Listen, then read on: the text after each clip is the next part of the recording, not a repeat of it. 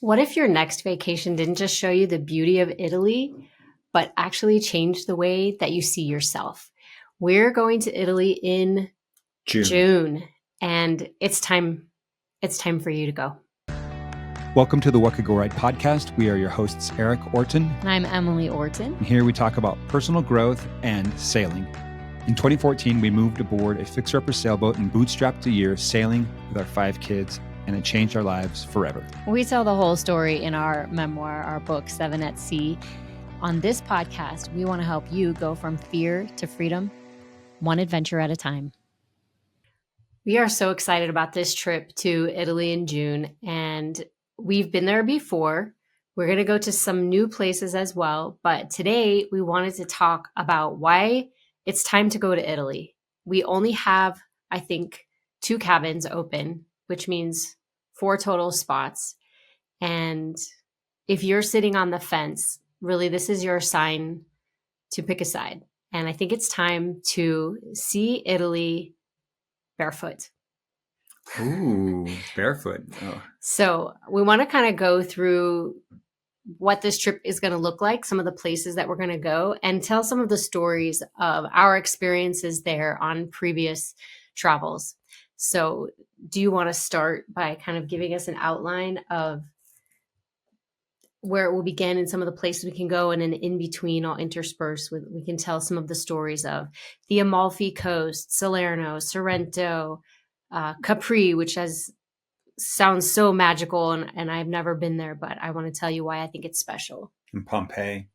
Pompeii, Herculaneum, starting in Naples, like all of there's like a wonderful museum there with the best of Pompeii and Herculaneum. So we want to talk about all of those things, but let's just back up and give us the overview of kind of how you imagine it playing out, and then we'll interrupt and tell stories. Sure. So the irony is that we lived on a sailboat with our friends around the corner from Naples in a town called Salerno, and we'll talk about that in a little bit. But we're going to sail the Gulf of Naples, which I haven't actually sailed before.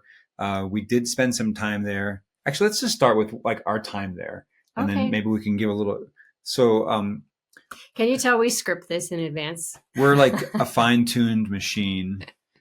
Any stage manager would love to work with us. So our dear friends, if you've read our book, 7 at Sea, you hear about Discovery. And Discovery, our friends on Discovery were living on their sailboat in Italy. We'd helped them sail it there from Greece. And they were going to, anyway, we got to Salerno on the western coast of Italy. And the reason we were over there is we were going to help them sail it across the Atlantic back to the Caribbean. Spoiler alert, we did not do that. Spoiler alert, we did not. But we did sail with them as far as Salerno, which is right by the Amalfi Coast. If any of you have heard of it, it's just, if you've seen a calendar of Italy, it's these pictures of these sort of like pastel-colored seaside towns that just climb up these super steep hills and have these really, really windy roads. And this is the region that we're going to be going to. And we were there living on a sailboat with our friends because the mom and dad had to fly back to the U.S. for business meetings and for doctor's appointments. And so we were there actually house sitting their kids. Yeah, sometimes we were together and sometimes we were just the lead, the lead grown-ups on shore. So I think we'll bounce back and forth, but I'll say this. We were living on their sailboat, but we didn't go out sailing because it was a bunch of kids and me and Emily, and we just wanted to like keep the boats. We were basically boat sitting. And so we explored this whole area on land, the Amalfi Coast, Sorrento, into Pompeii, up into Naples. You dropped me off at the Naples airport. So we've seen a lot of it by land, but we haven't actually sailed this region. And that's what we're going to do in June. And we're going to be sailing around the Gulf of Naples, starting in Naples. And we're basically going to do a box, kind of heading west along the coastline and then out to some nearby islands. And then we're going to, in fact, let me just get my list up here. And with any trip, it's a flexible thing. But the rough plan is to start in Naples, and we're going to head out to an island called Procida, which is west, then go out to Capri, and then go down to Sorrento. Well, I'm hoping to take you can't really anchor along the Amalfi Coast. There are no marinas or anchorages for boats to come in and just like stop and rest. I don't think even just for a day anchorage, it's just a very steep drop off. And so you can maybe pick up You can sail past, do we a can, cruise but by. yeah, that's the goal is to sort of sail along the Amalfi Coast, hang a U-turn and go back. And then we have to go around to the Sorrento side, which is the northern side inside the Gulf of Naples and stop there. And then You wouldn't head over like to Pestum or Positano. you know what? I can look at it. I hadn't really thought about it. We'll talk more. Emily's coming up with some crazy ideas because there's a lot to see on land in this area as well. But we're going to be traveling by sea, and then we'll come up along what do they call it? Vesuvius National Park, which is close to Pompeii. Pompeii is the town that was. Pompeii is famous because of Vesuvius. Yeah, Vesuvius made Pompeii famous because when Vesuvius exploded, it buried Pompeii in ash, preserved it for us to come back and explore hundreds of years later. And so it's a pretty magical place. Okay, so I would love to start by talking about Naples. Okay. And I know that's not going to be a place where you sit for long, but if you come in a couple days early and you want to look around Naples, it is a very gritty kind of movie version of Italy. It's the third largest city, but it's not a big tourist town. It's a kind of working class. Yeah, industrial. It's just everything's really close together. You'll see just like laundry strung from one balcony to the next, and hanging over 5 stories up. And people will want to engage you about which pizza is the best pizza or things like that. And my first time going to Naples, I was driving solo. Erik and Allison they had left Salerno, gone to the Naples airport, and were going to fly back to Greece to get keys for this van they were going to then drive across, and then we were going to drive it around Europe. So then Erik called and was like, I forgot the keys to the van. Yeah, we were going to pick up the van, and then I'd left the keys on the boat where we were both sitting. Right? Like basically we'll arrive in Greece and have no way to start this vehicle. So we're going to have to miss our flight. And can you bring the keys up to us and we'll, catch another flight later. So I came to get them and they were going to like try it again the next day or something. Yeah, we rebooked for the next day and you were going to pick us up and we had a rental car that we would just keep through the day. And exactly, because it was a 24-hour thing. Yeah. So I get up there. First, I drop them off at the airport and then I'm driving back and I start getting all these calls, right? Like all these like FaceTime calls or WhatsApp calls, like Erik's calling, Allison's calling, people are calling from the boat, everyone's calling me, and I'm in thick morning rush hour traffic in Naples.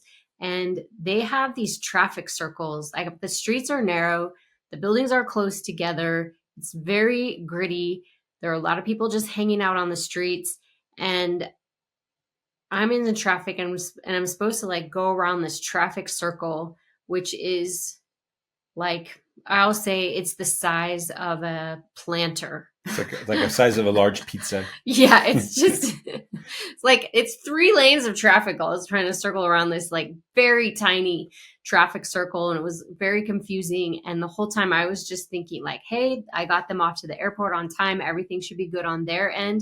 So in my mind, I'm just thinking I've left Lily aboard and maybe she's fallen over and there's an emergency and things have gone really south. And I'm like, I can't answer the phone. And I'm finally find a spot to pull out of traffic into this sort of side of the road parking lot.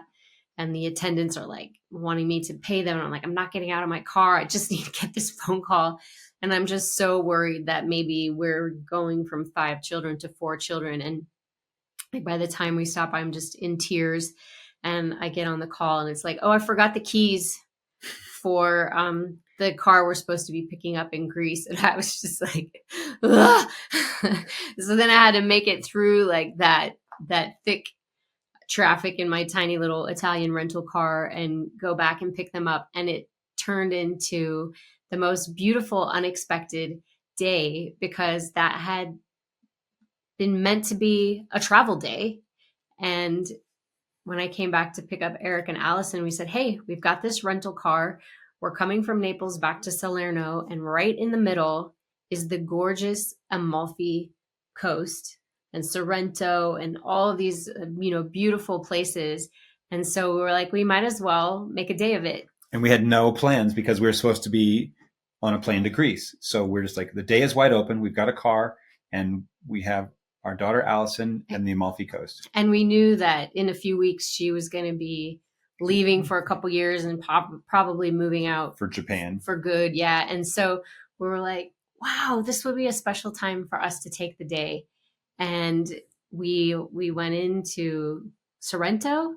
Is that right? And we got food and we walked around and we saw the views and we took a lot of pictures and we just got to, hear from her about how she was feeling about life and what she was looking forward to. And it was just what started out as one of the most stressful days with some really mostly my mind generating frightening possibilities to this just the most beautiful, unexpected, magical day on the coast of Italy with our daughter. And it was just perfect weather and delicious food and amazing views and just unforgettable. It was definitely one of the days where at the end we said, this cannot be undone. And just to paint a picture of what Sorrento and a little bit the Amalfi Coast, what they are is Sorrento is it's the northern side of this peninsula. The Amalfi Coast is on the other side.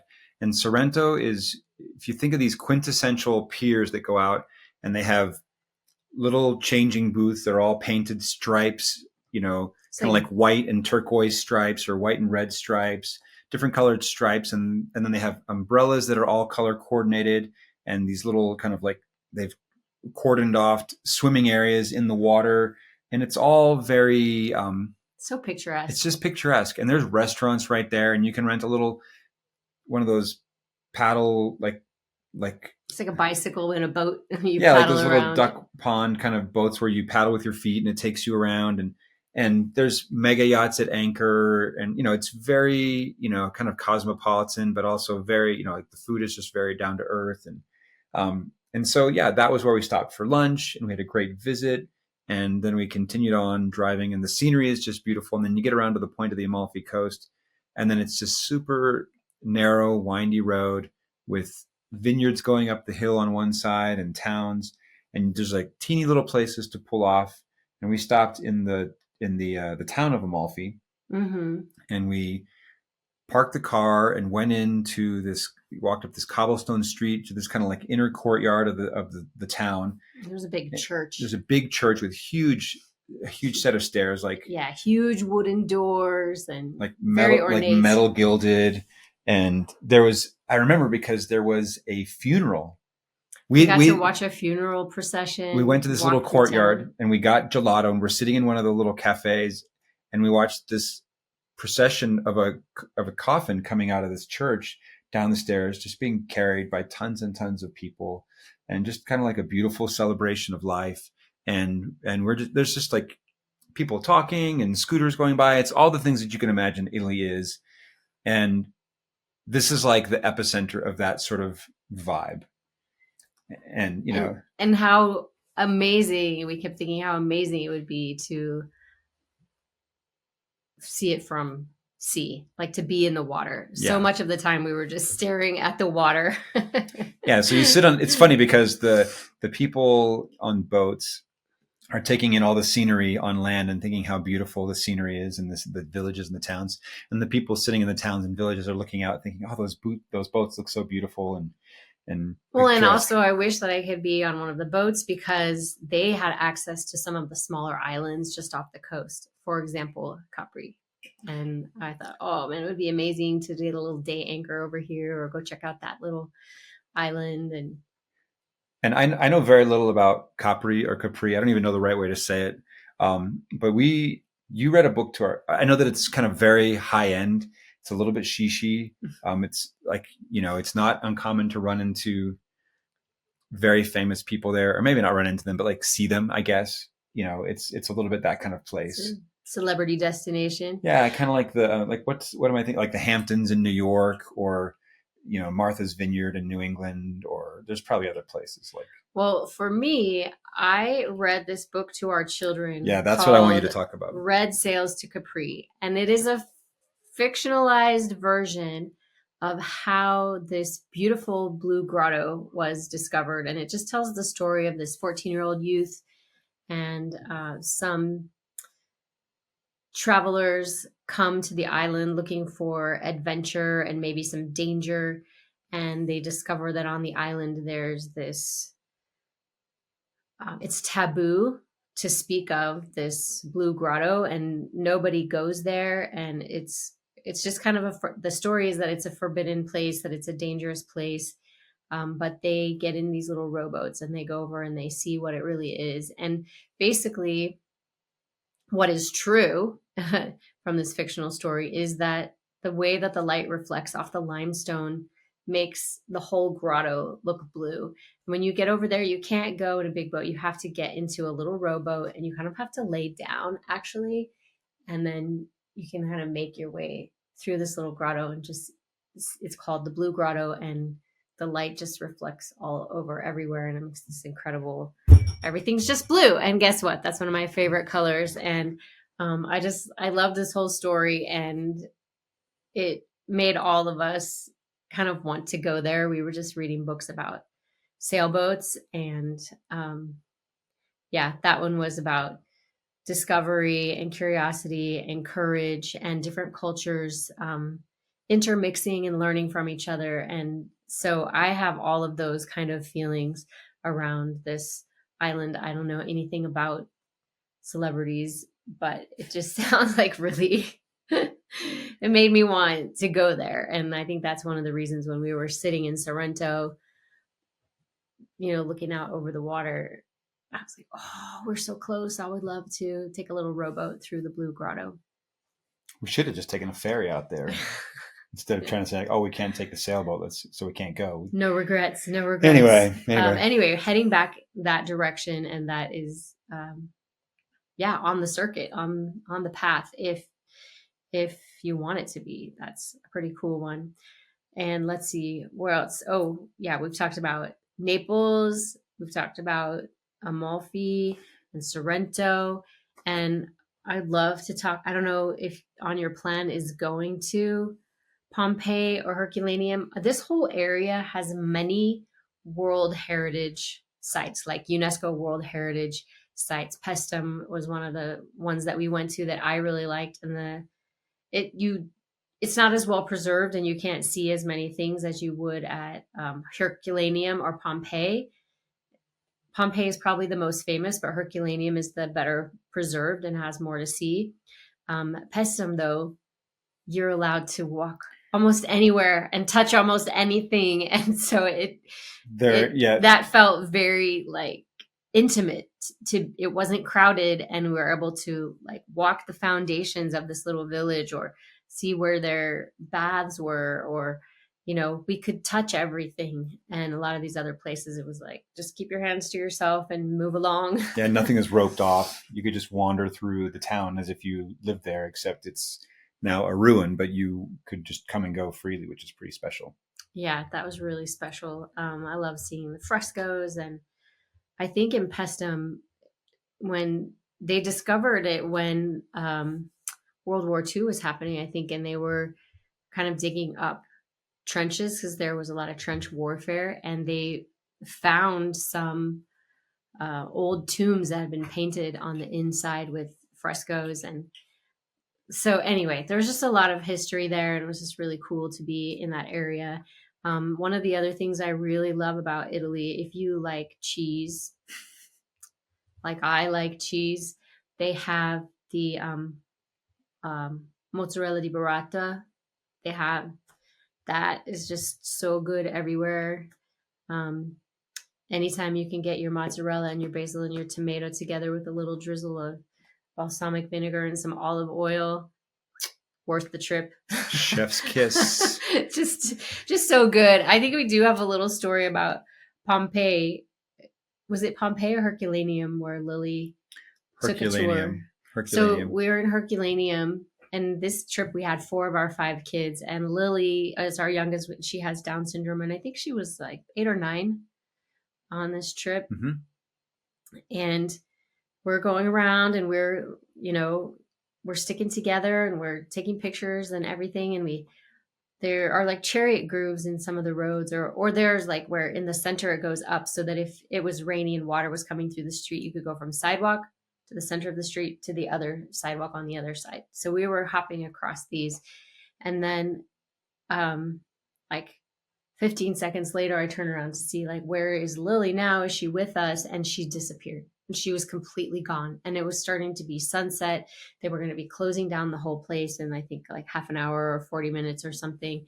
And that we get all of the staff who work there looking for this little, 9-year-old girl with Down syndrome. And we're just all hunting.